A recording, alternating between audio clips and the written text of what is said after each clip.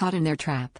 I never expected to find my wife's yoga instructor pinning her against the studio mirror when I walked in, but there he was, shirtless, familiar in a way that made my stomach drop.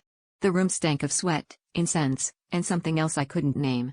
She spun around, cheeks flushed, and he just grinned at me, cocky and unbothered, as if I'd interrupted their lunch instead of their little reunion. The worst part? I recognized him instantly from an old photo album, her first boyfriend, the one she'd always said was just a friend from high school. I didn't shout, didn't throw anything. I just stood there, waiting for someone to say something that would make this whole thing make sense. My wife looked at me, eyes wide and glassy, and then he started talking, too casually. "Why don't you join us?"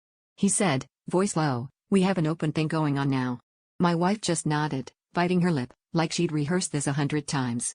Open marriage? News to me. My heart thudded in my ears, but I kept my face blank. I walked out without saying a word, just left them there, tangled together in their little patchouli-scented corner of the world.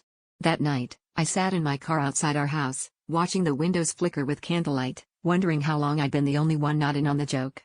She texted, begging me to come inside, promising honesty and space to talk.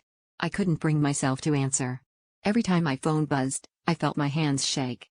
Here's the thing, I always thought I was the boring one, the dependable one, never the guy who gets blindsided in his own marriage. The twist is, I wanted to say yes.